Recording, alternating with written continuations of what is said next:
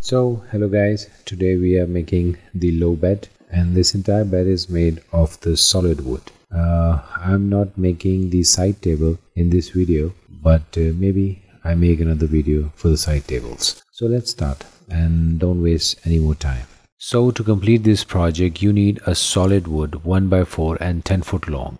I'm using pine, you can use any wood you like. And it's way cheaper as compared to the hardwood, and it can give you services for many years. Undoubtedly pine is a construction grade wood, but it's still a good wood, and you can use that for framing. So what you see in the picture is just a rough frame, and I just compiled few woods together, wanted to make some shape out of it like a bed design, and there's no screw, there is nothing in this frame, it's just random frame.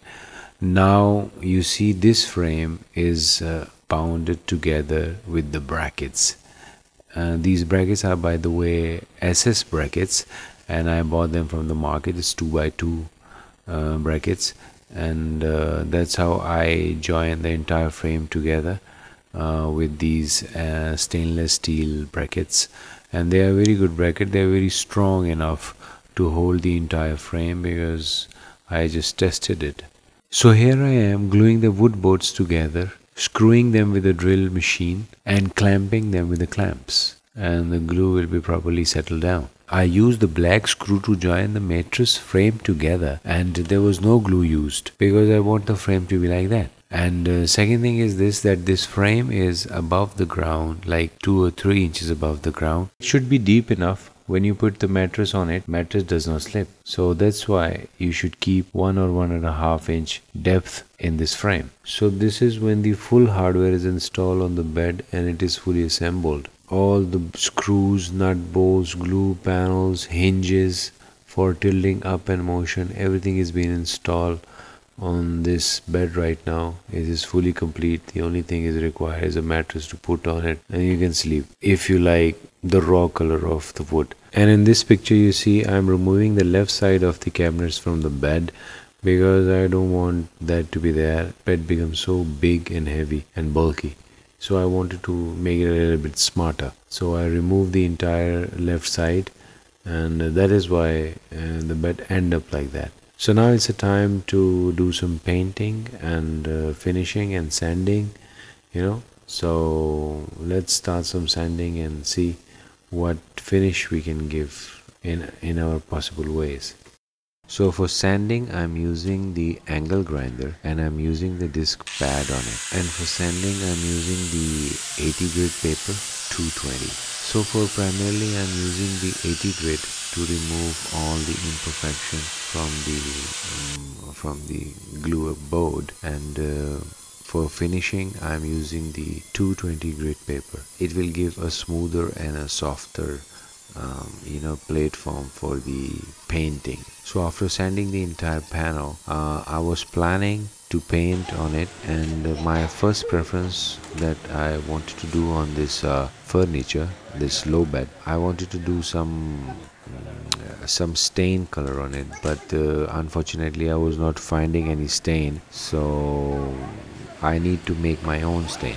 Okay, so for staining I use the golden brown color. This is the oil based color, and I'm using the kerosene oil for thinning this down. So it was like 25 to 75%. So 75% was the color and 25% was the kerosene in it.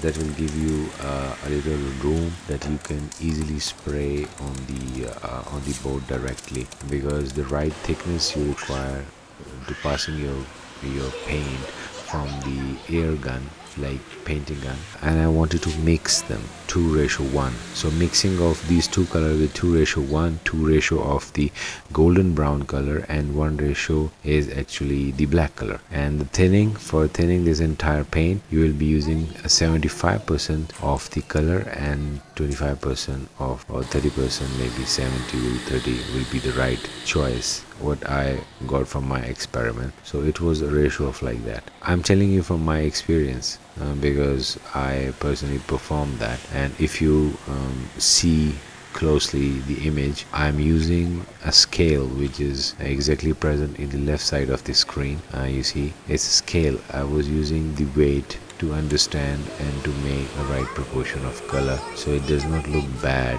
What I wanted to achieve, it should be achieved by this process. By mixing colors, you can achieve very good pattern of colors. So that's what I did, and these two guys were just trying to help me, which they eventually not.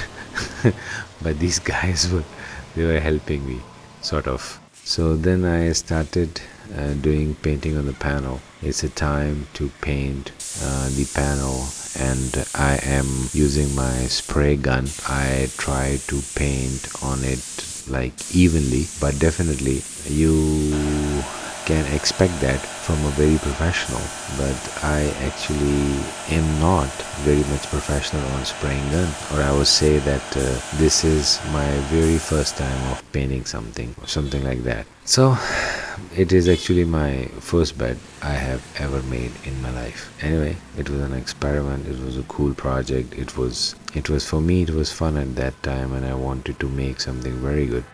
Finally, the first coat was finished, and if you see at this time I am cleaning my first coat because I wanted certain look. I wanted these grains of the wood to be pop out somewhat in their golden color, but not too much gold, so it should be a little brown knee sort of gold. I added the black just because I wanted to give him a very darker look, and after removing it very thoroughly, this color looks extremely good. At least to me, it was very fantastic. It's just a dry color. It is very good in shape now.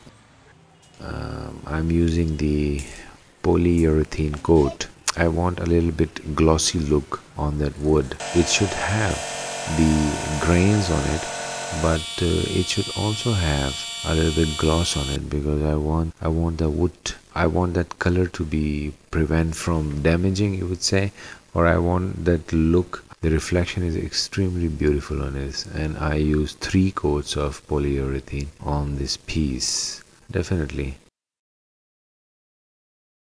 And the entire frame is being treated the way I treated the panel. I first painted it completely, and after 1 hour and half an hour I remove the entire paint with the cloth, and using a little bit kerosene to remove the paint. So that was it. Turned very beautiful.